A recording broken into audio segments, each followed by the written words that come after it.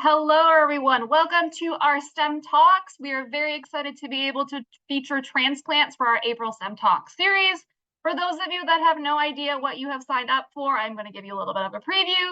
But our team is UHN STEM Pathways, and we host virtual career panels every single month, as well as in-person opportunities for youth from K to 12. So how this career panel works is we pick a topic. Specifically this month, we want to talk about transplant and transplant innovations. And then over the course of the next hour, you will meet three amazing individuals that work in that field. So they are going to talk about what they do on a day-to-day basis, how they got to where they are, and then you're going to be able to ask and answer. Well, you'll ask and we will answer all the questions that you have.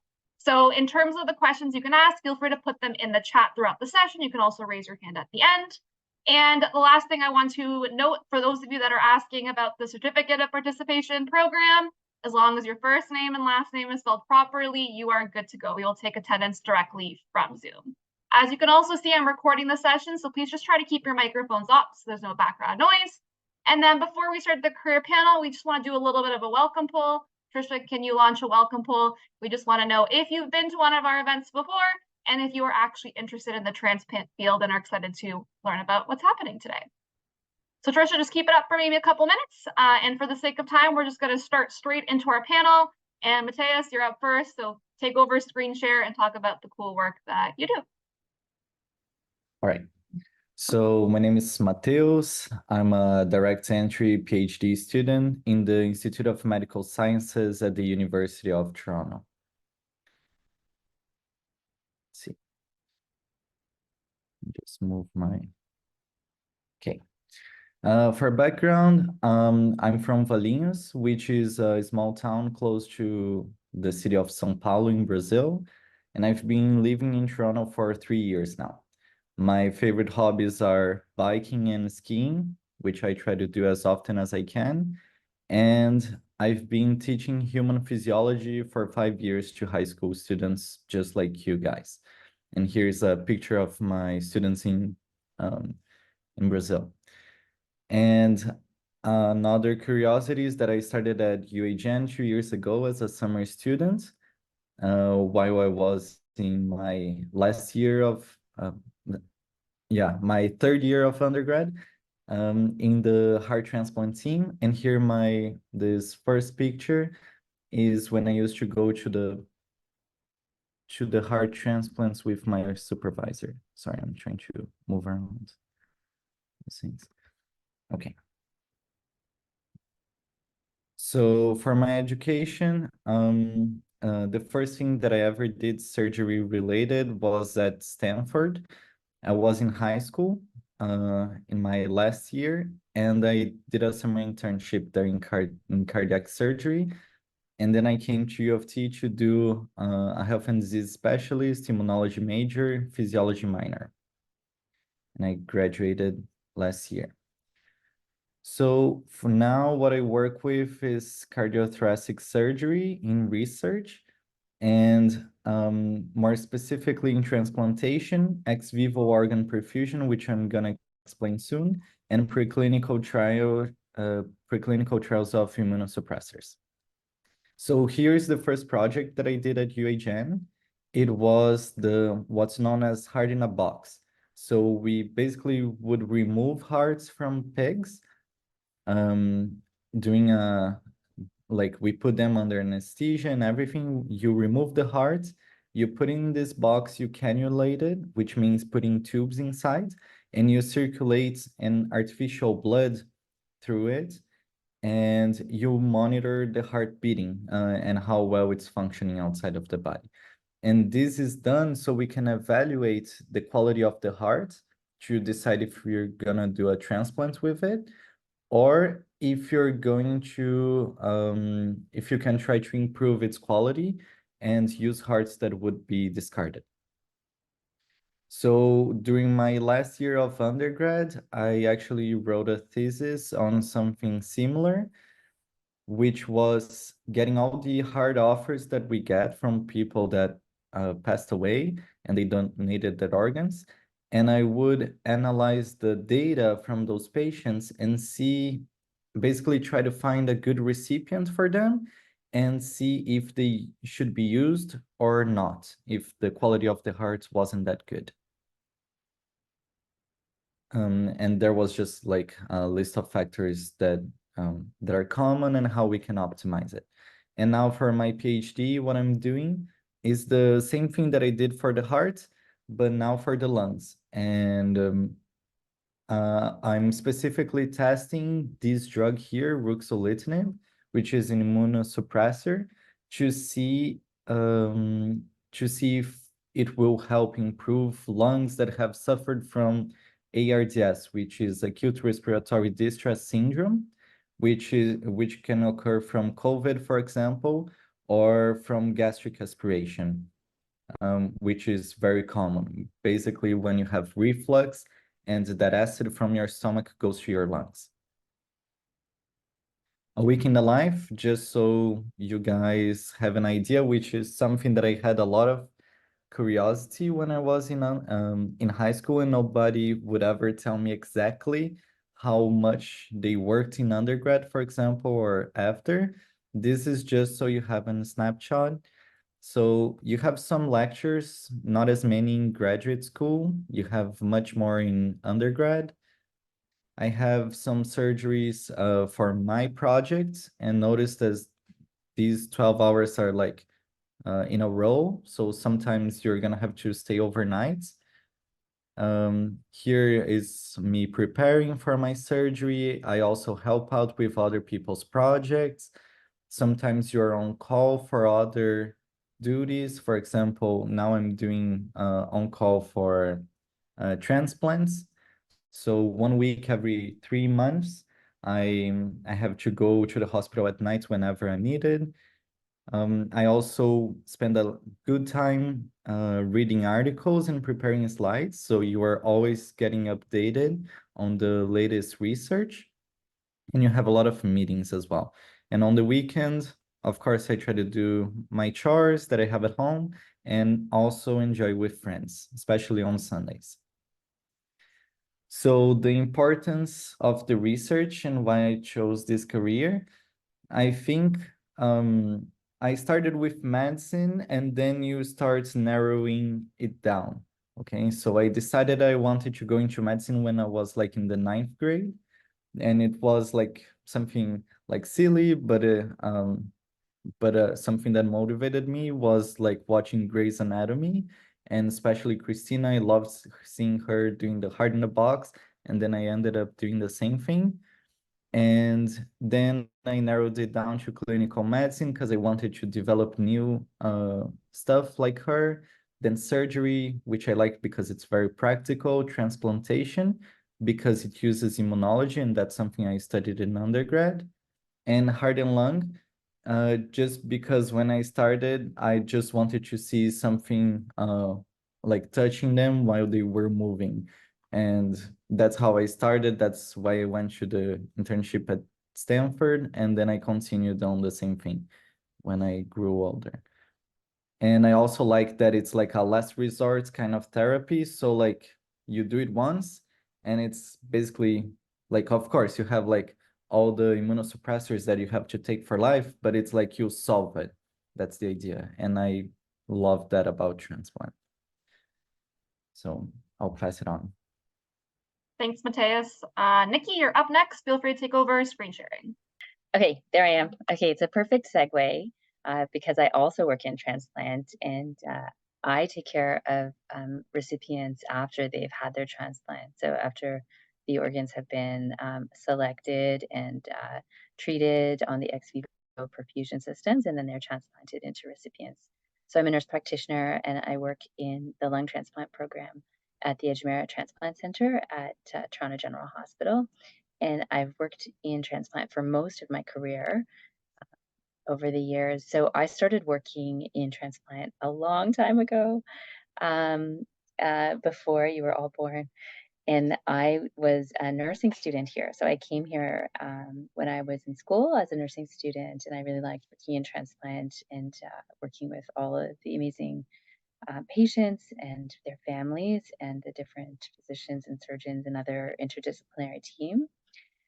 So I started working here right from when I graduated. While I was working, I completed a master's in nursing at U of T and my nurse practitioner program. And currently, I'm still going to school, so you never stop learning.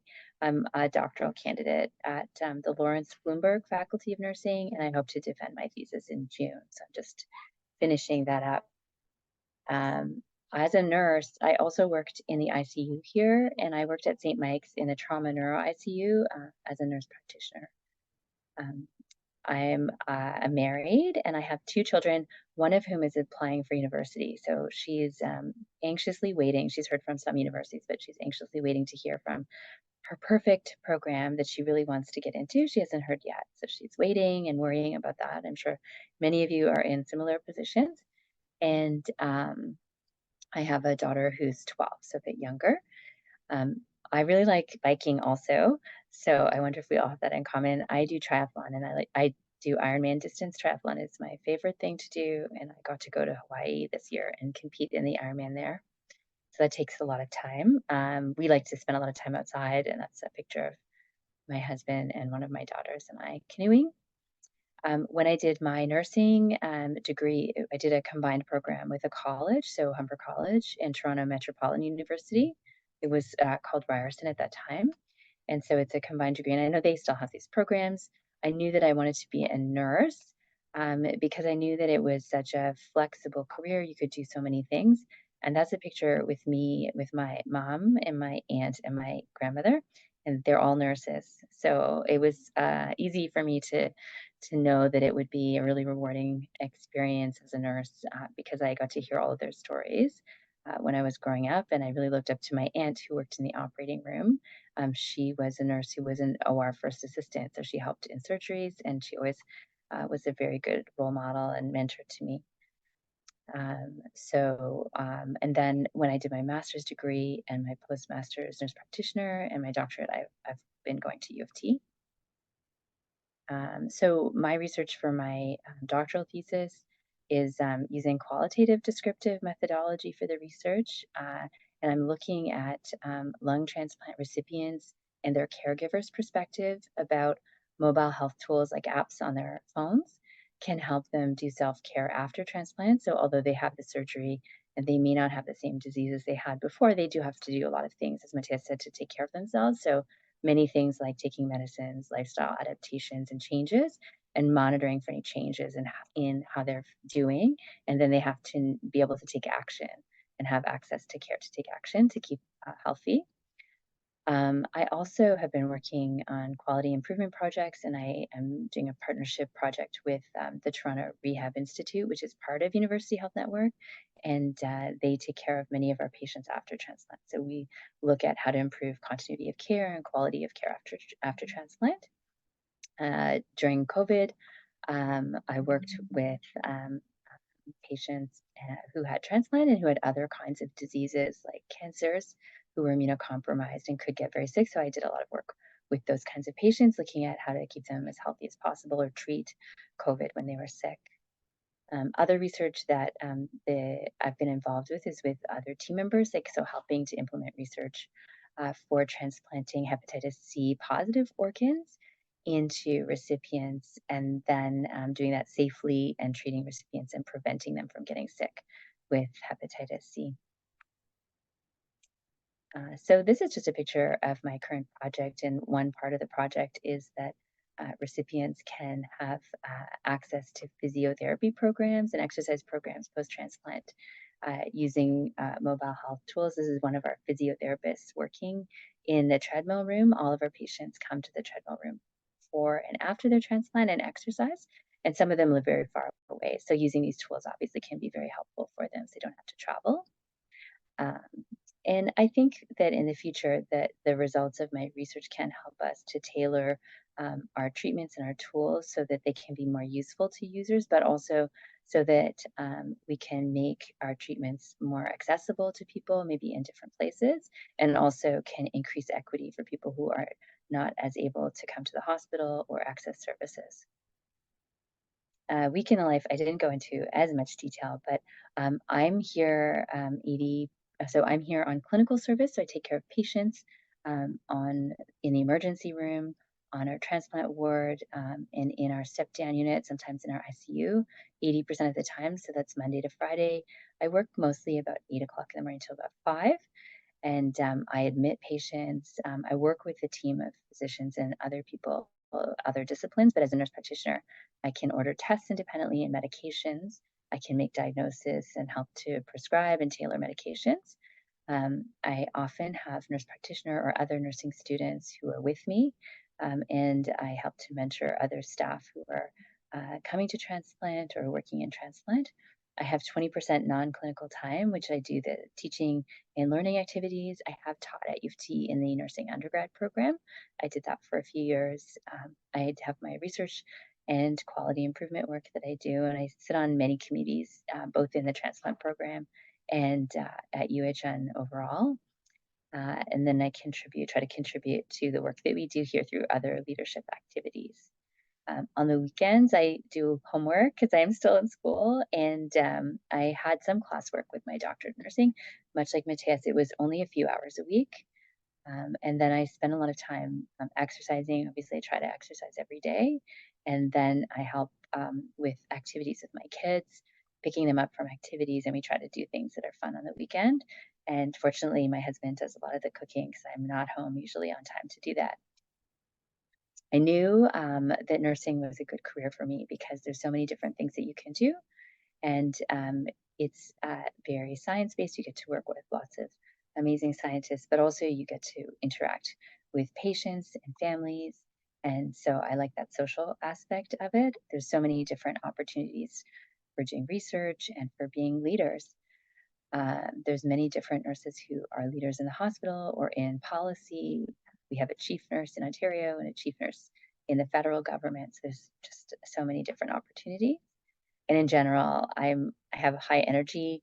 I have a very inquisitive nature, and I enjoy problem solving. So I think if you have all those things, it's a good match for being a nurse. All right, thank you, Nikki. Eugene, you're up next.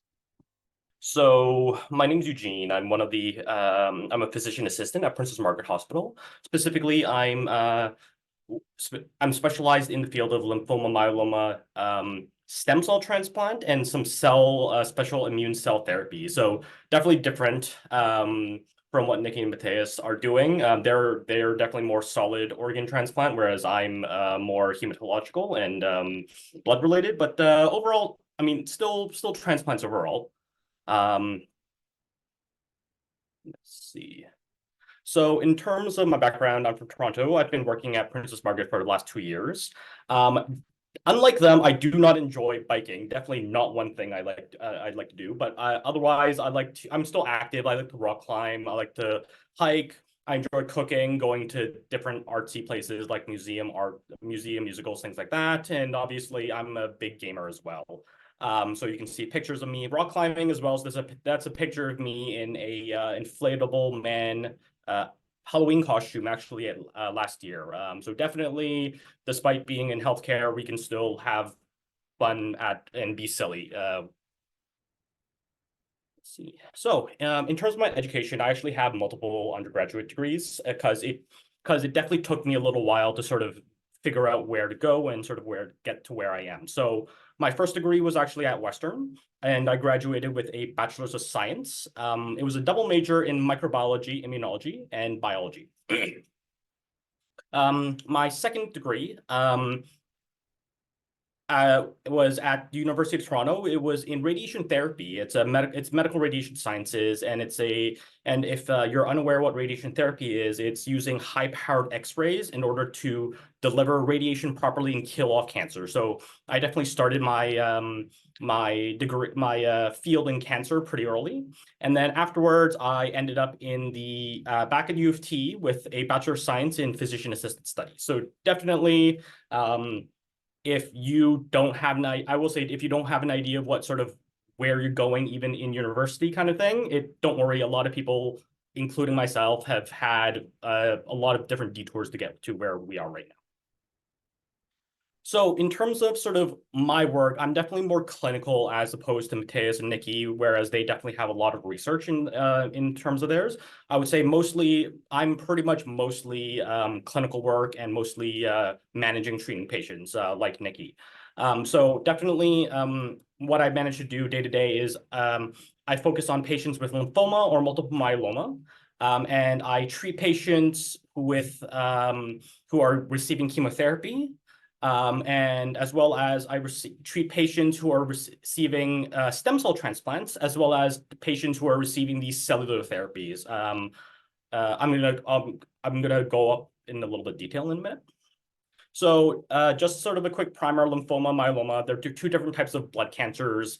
Lymphoma is very common. It's the 6th most common. Multiple myeloma, probably not a lot of people have heard of, but essentially it's another type of blood cancer where where certain white blood cells produce a large number of antibodies, and that causes a whole bunch of different problems inside your body. And quite a lot of people pass away from this each year. So definitely, and I would imagine there's at least somebody in the chat right now that knows of a family member, somebody who had lymphoma or myeloma. So definitely they can attest to sort of the importance of sort of treating these diseases.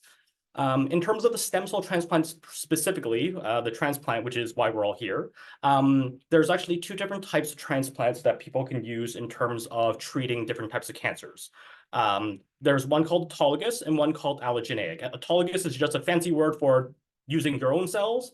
Allogeneic is just another fancy word for using somebody else's cells. And what happens essentially, patients nowadays, if you take a look at the chart on the right, they essentially get medication to sort of make stem cells proliferate. They are then hooked up to a big machine that sort of centrifuges and separates the blood properly. And then that way they're able to collect the stem cells for future use.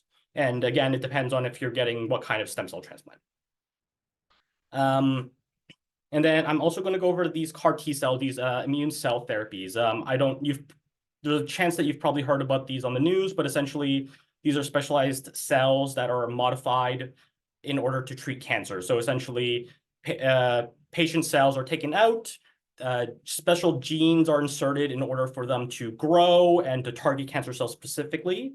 And that way they are then reintroduced back into the patient, and those are used to target specific types of cancers. And definitely there's a lot of different side effects from these sort of treatments that are very unique. And it's really interesting to be able to manage a lot of these side effects. In terms of a day in the life, definitely not as detailed as Mateus or Nikki, but generally pretty much my job is generally about a 9 to 5. I'll usually arrive a little bit early, check some emails, print off patient lists to sort of get an idea, sort of prep for everything. Around 8:45, we'll get a medical handover. So essentially, the overnight doctor will give us an update about what's happened over the overnight. So if any patients got sick, any patients had fevers, things like that, they give us an update so that we can follow up on it. And between sort of 9 to 1, 9 to 2, really depends on the day-to-day. A lot of that will be clinical or patient-related work. So like Nikki, I can order blood work, imaging, order different things for patients, any medications. I'll go see the patients, assess them, do a history, take a physical. And I'll definitely be corresponding to different members of the allied health team. So we're talking about different team members like physiotherapy, occupational therapy, the dietitians, the people like that play a crucial role in sort of helping manage these patients because they are very complicated. Afterwards, what we'll do is we'll meet up with the attending doctor as well as the allied health team and the bed flow team, and essentially discuss sort of who's going home, who needs to stay a couple extra days, things like that, as well as round with the doctor and sort of go over our medical concerns and see if there's any suggestions that they can have. And then for the next couple hours, usually we're charting, so we're writing up notes on the patients to sort of explain what we did. We might be seeing patients again, depending on how sick they are, and doing more assessments. And finally, around 5 o'clock, we'll be handing over to the overnight team. So that way, if there's anything that the overnight team needs to follow up on, especially, again, if patients are sick, that way they know what to do. And finally, why I chose this career and the importance. Well, I mean, I would say anybody can understand the importance. We're treating cancer patients here. They're very sick. And overall, it's a very rewarding career to be able to see these patients who are often quite sick when they come in, come out relatively well, and know that their cancer is being cured at this point. There's continuous education and learning. So I'm still always learning about different cancer treatments, chemotherapies, different new treatment options that are coming out, as well as I'm also learning different procedures. So there's definitely different things that you can that patients need, like spinal taps, bone marrow biopsies, things like that, which I'm still learning how to do slowly. I'm working with new technologies, and like I said, the new treatments that are coming out slowly. I'm especially in such a specialized field, I'm very involved in everything. Overall, this is a very fast-paced and demanding job, and definitely like Nikki, I like the adrenaline. I like the acuity of some of the patients sometimes, and especially if some patients get really sick, you have to sort of be you start have to be under the balls of your toes. You sort of have to know what to do, and definitely I like sort of being the one to sort of to help out with that.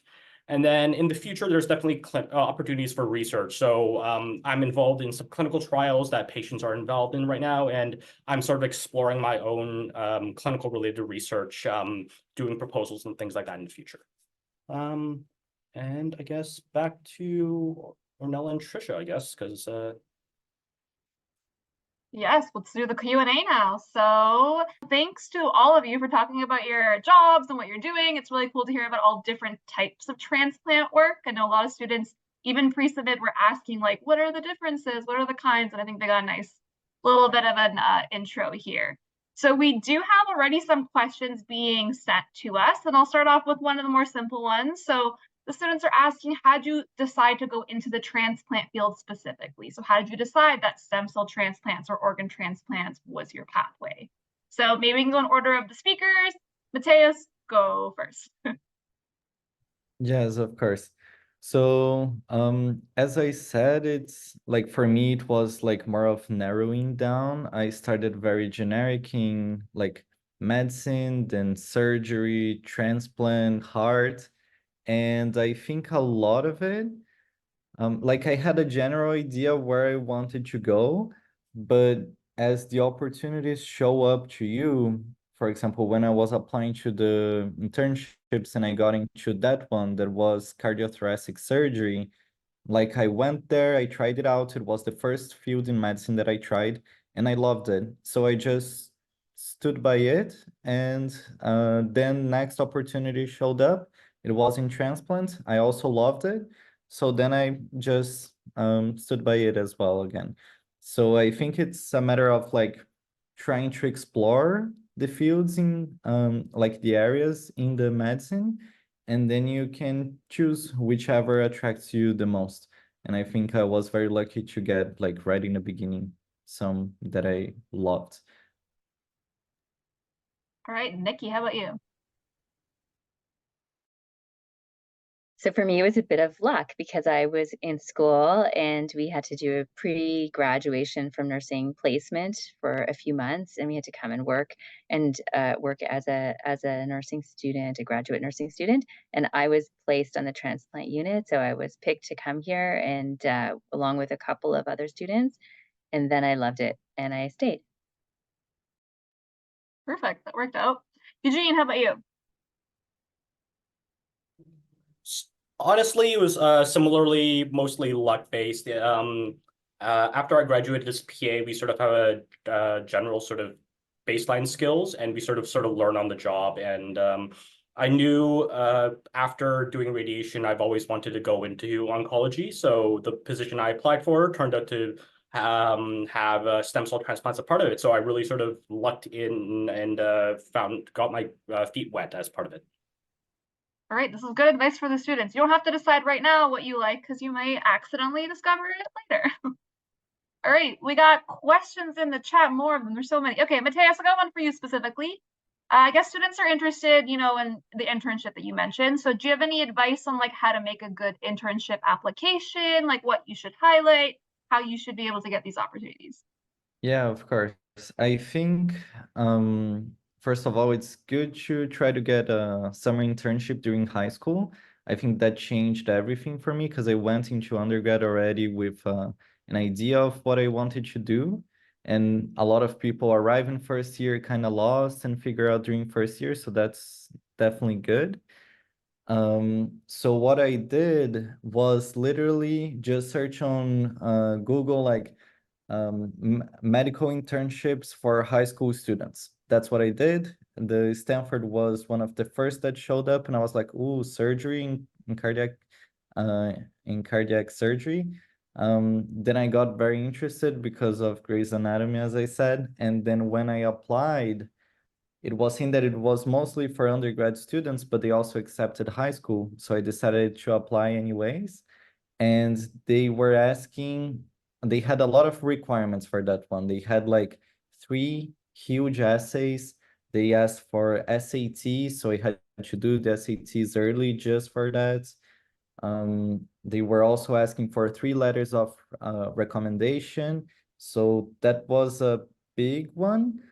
But I would say the essays are the most important, and for you to say where your passion comes from. So I think in medicine, among like that sets it apart from other fields, is that you really need a passion to do it.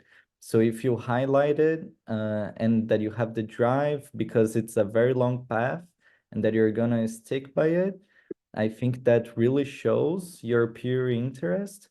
So I would say to focus on that and being authentic and not say what you think people want to hear because that's what most of the applicants say. Like, just be honest to yourself, and that will set you apart because they will never have heard your story before. Perfect. Thank you.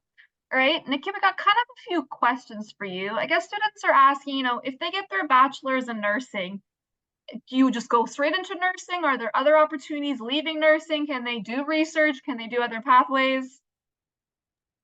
Yeah, there's so many different pathways into nursing, and then once you're a nurse. So many programs are still combined. So it's a college and an undergrad with a university.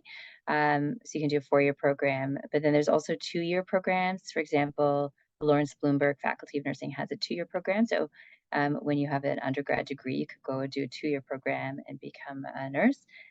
And then once you're a nurse, there's many different opportunities. You can do a master's in nursing and leadership, research. You could become a nurse practitioner. And then there's also opportunities to do PhDs in nursing, or I'm doing a clinical doctorate. So there's many, many different pathways, no right way. Often people become nurses and work for a little while and then go to school while they're working, or if they do a PhD program, they leave clinical practice and go do a PhD.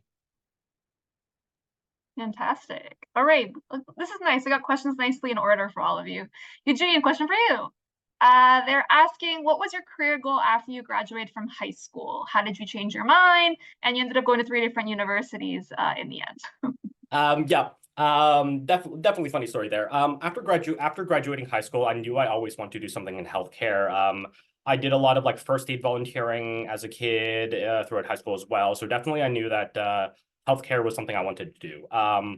But definitely culture shock wise, went to university first time around.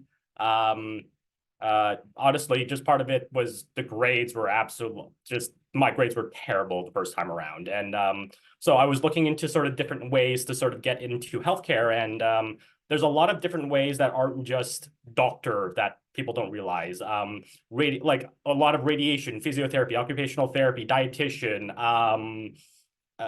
That's just off the top of my head. There's definitely a lot more that I could, nursing. There's a lot more ways that you can go into healthcare. So I went into radiation. I actually love radiation. I was able to, I treat cancer patients all the time there as well. I get a good rapport and good relationship with them because I see them every single day as radiation therapists for like 30 treatments on end. And I'm working with technology there as well. We're working with a giant machine. It's called a linear accelerator. Essentially, it produces such high energy X-rays that it would cause burns if it was done improperly. But at the end of the day, after practicing for a little while, I realized I needed I wanted to take a little bit more responsibility on, whereas being a radiation therapist, while it was good to be treating patients, I didn't get to sort of dictate a lot of the things or order a lot of things. So I took a look and found the physician assistant program and ended up there. A nice little journey there. All right, I do see a raised hand. This is exciting. Kenzie, do you want to ask your question live? Yeah, can you guys hear me?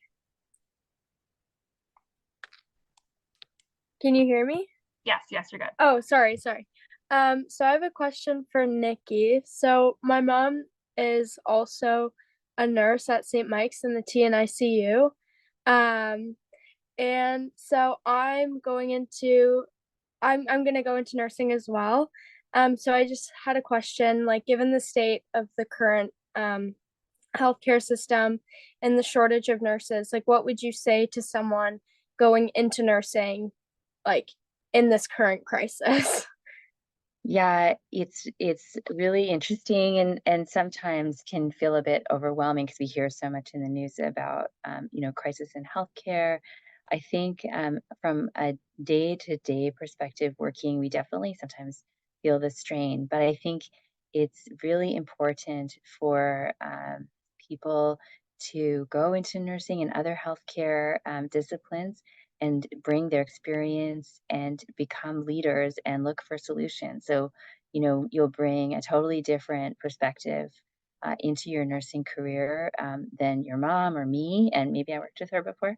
And I think, bringing your energy and your enthusiasm and learning about healthcare, learning about becoming a nurse or being a nurse, and then, taking all of that energy forward and looking at ways to improve the system is the only way that we're going to make things better. And so I think it's really, really wonderful that you're following your mom's footsteps and that also you'll bring a totally different perspective. And nursing is just something that will always be necessary, and people will need help to get through their illnesses.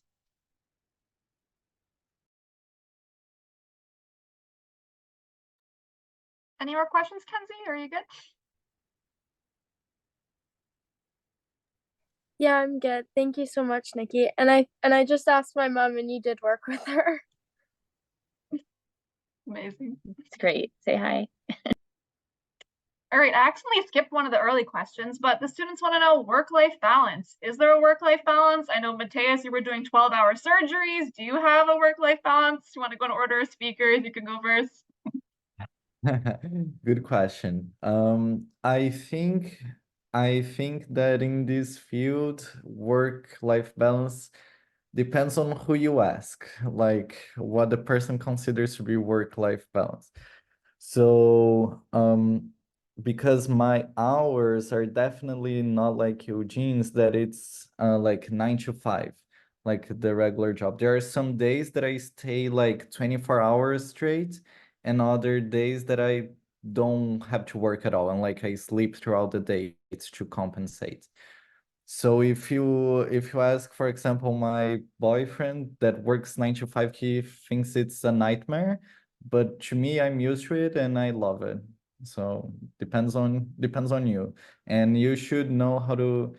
Depends on how well you prioritize as well. I maybe because I'm used to the transplant field and this mindset, I only do things when they are urgent. If they're important but not urgent yet, I try to leave it for later because otherwise you never have time for yourself. So yeah, I think that's something you also develop. You can figure it out, is what you're saying. All right, Nikki, what about you? Work-life balance? Yeah, I mean, I think it's important to have hobbies and passions outside of work. So I definitely have, I spend a lot of time with my family. I spend a lot of time cycling with my friends. I like to spend time, preparing and doing triathlons and traveling for that. So for me, it's a big stress reliever. And so I think my philosophy is, work hard. I really enjoy what I do, and time passes very quickly when I'm at work, I think, because it's just very engaging work, right? Just like Eugene was saying, we're with people, we're talking to people about what's going on with them, and we're helping them. So I think it's easy to spend a lot of time at work, but having responsibilities like family and having really strong passions outside of work helps you to stay energized, right, at work and in your passions outside of work. And Eugene? So definitely when I first started this position, I was a lot more of a workaholic. So I probably start definitely earlier than I needed to and sort of end it or later than I needed to, just sort of to try and get into the habit of doing things. I will say after being here for about 2.5 years, I've slowly realized that at the end of the day, I can't really do everything by myself. There's a reason we have team members. There's a reason we have there's a reason why at the end of the day, a healthcare system isn't just doctors.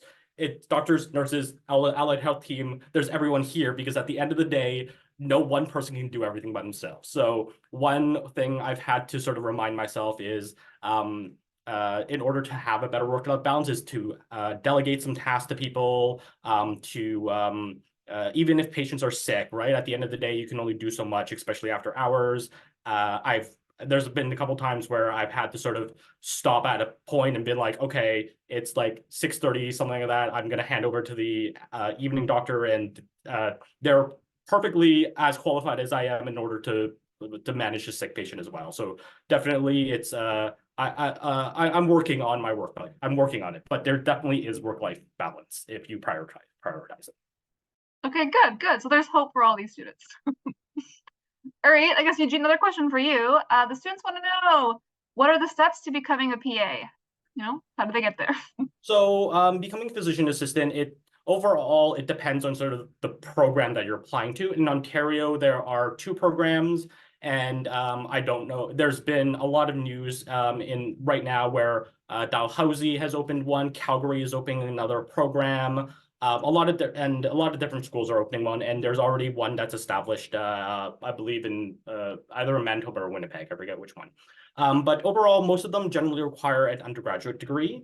I think McMaster requires minimum 2 years of undergrad experience. However, I would say most of them that I know of have an undergrad degree. U of T has some requirements, including like direct patient contact in terms of healthcare experience. And it doesn't just have to be like nursing or radiation like I did or anything like that. It can also be a lot of my friends have like clinical research experience like that is patient facing. A lot of them have volunteer experience as well that directly interacts with patients, things like that. I would say just you've got to sort of do a little bit of research and look into which program is that you're looking into, because each of them is a little bit different. But definitely overall minimum undergrad. And a good chunk of my classmates also had like master's degrees as well. So yeah. Pretty cool. All right, Mateus, question for you. What's the process of writing a thesis? Is it hard? How do you feel? Do you like writing? How's that going?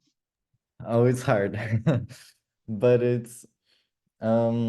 but I think it's a very good way to organize your ideas. Like it's a very nice thing that the field has developed.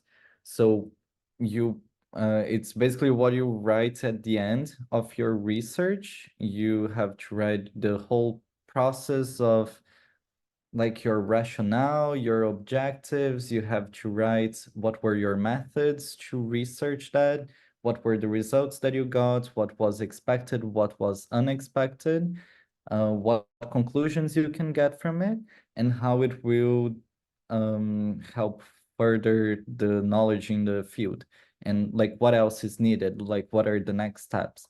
So it's definitely very time consuming, but it's also the best way for you to synthesize what you discovered and for you to spread it to the scientific community. But yeah, I definitely like me personally, I do it in bursts instead of like steady. When I feel like more inspired to write and I have all the ideas flowing, that's when I sit down and I usually write the whole thing like in 2 or 3 days. Yeah. No, it's definitely a journey writing a thesis. I agree. Nikki, Yeah. how about your thoughts? How's your thesis going?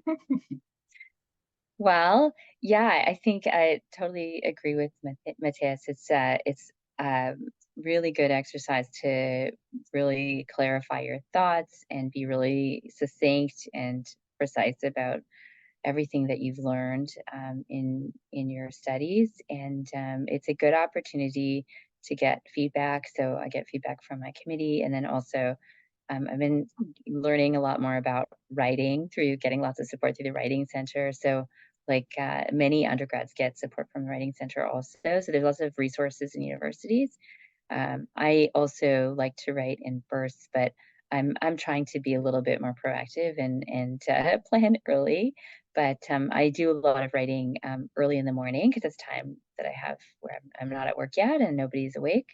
So I do a lot of writing then, and then it's I'm I'm I think I'm finished the first draft of my thesis, so now I'm waiting for feedback. So it's just a process. You just keep getting feedback and you keep revising and getting it better.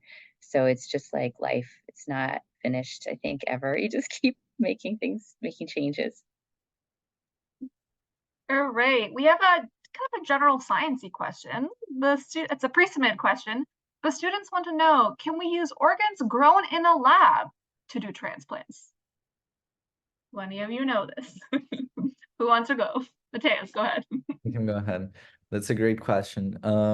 So this, like the rationale behind this question is that the main factor limiting transplants nowadays is the lack of organs, right? Like suitable organs that you can use for transplantation.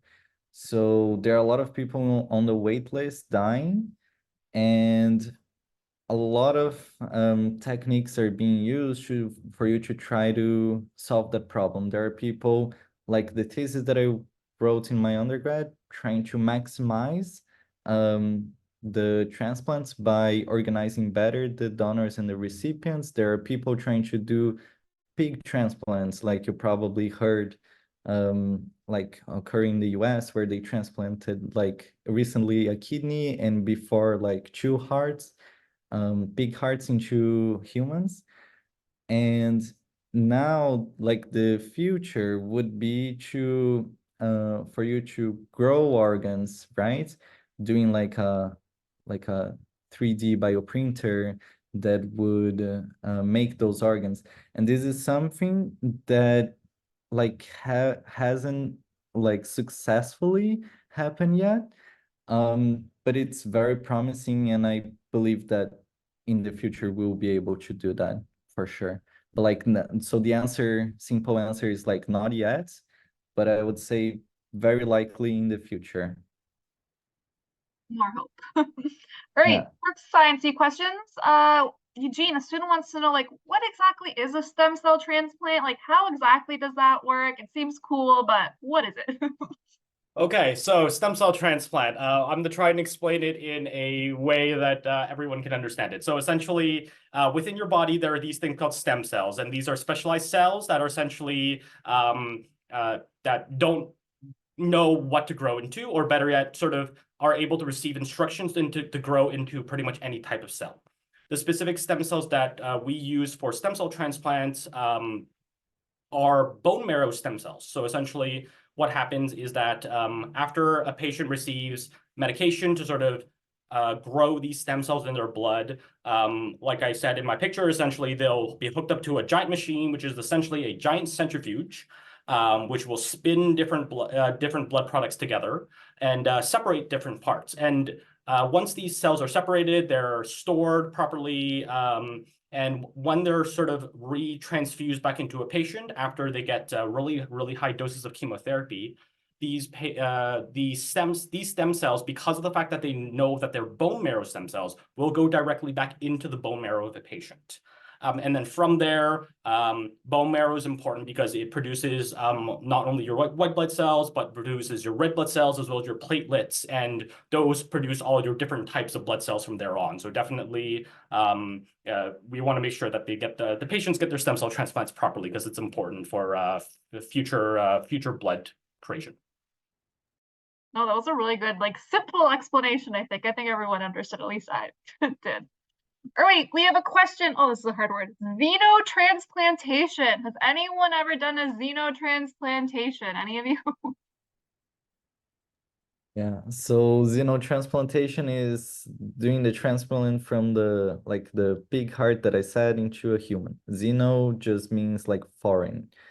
And my research, like it's not exactly that. So like what I'm trying to do is not get the pig's lung or heart and transplants into a human, that I'm using just as a model for me to test like the drug that I'm using, and then the same test would be done in humans, right?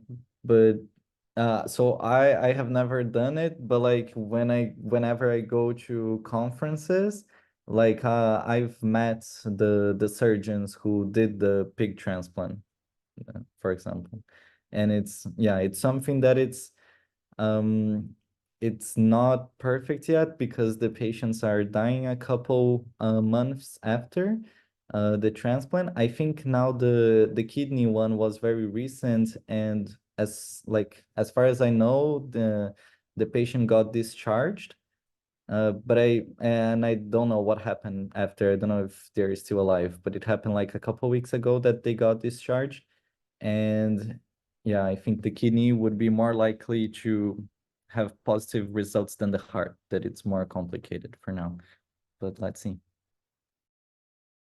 It's an advancing field every day. All right, we have more general questions. The students would like to know, what extracurriculars did you do when you were in high school or when you were in university? Like, what should they consider pondering or doing during their education journey? And then Nikki, I haven't heard from you in a while. How about you? Yeah, I mean, I like Eugene, I was a lifeguard, and so I did a lot of lifeguarding, and I did some volunteering in some like more social clubs and sports clubs that I was interested in. I did some sports as well. So I didn't really do much related to health, but I was a lifeguard, and I did a lot of like life saving and lifeguard competitions. How about you, Eugene? Um, During high school, I went to a bit of a specialized arts high school. So if anybody here is from Earl Hague or knows about the Claude Watson Arts Program, shout out to you guys. So during high school, I did a lot of arts-related activities, or as well as I was like the head of my stage crew. So we did a lot of lighting and sound production and things like that for plays and events that happened in our auditorium. In university, I sort of expanded on that. I definitely helped out with some events, doing some lighting design, things like that. Joined a bunch of clubs. And then as well as in my fourth year at Western, I was involved in the student council as one of the science counselors. And definitely it's a good student government's a really interesting thing to sort of be a part of as well. And then obviously there's also extracurriculars, sort of like intramural sports and things like that. Especially dodgeball. Throwing balls at people is definitely a fun way to get some exercise in. I agree. Intramurals are great. All right, Mateus, how about you? Yeah, for me, I think I took very different approaches in high school and undergrad. I think in high school, I was trying to figure out the things I liked in general. So I did like as many things as possible. I did like piano, I played the guitar, I did sports, volleyball, Muay Thai, boxing, everything. Like scientifically, I did a lot of scientific competitions from linguistics to neuroscience, physics, everything. But like there was like a lot in the mix that I didn't really like, and I was just figuring out. And then in undergrad, so for high school, I would say that the main one that helped me was like the scientific competition, especially in biology, because I feel like I learned most of the first and even second year of undergrad content for studying for those competitions. So it was very helpful.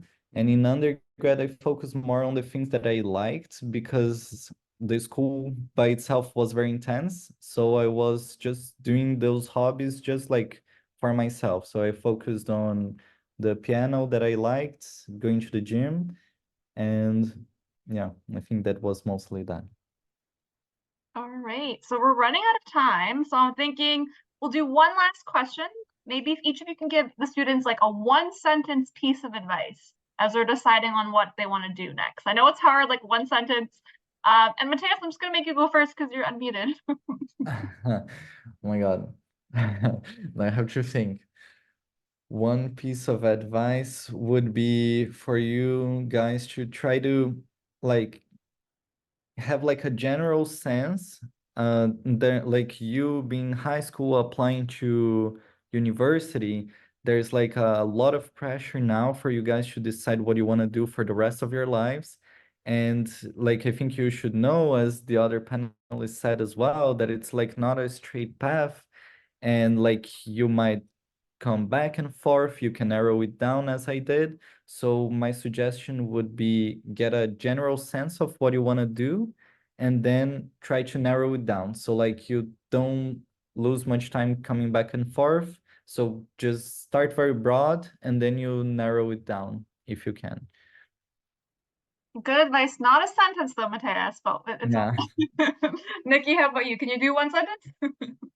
Maybe a sentence with a lot of commas, but I think it is important to have some idea and then narrow your interests. But I also think it's okay to take chances. So you can try things. You're young, and when I went back to do my master's degree, I was still in my 20s, and at the time I felt like I was older and going back to school and I was older, but you know I was still young. You have so many opportunities to change your mind, to try different things. So I think as long as you're learning and you're interested in what you're learning, don't be afraid to take chances. And in education, doors only open really. If you try things, doors will keep opening for you.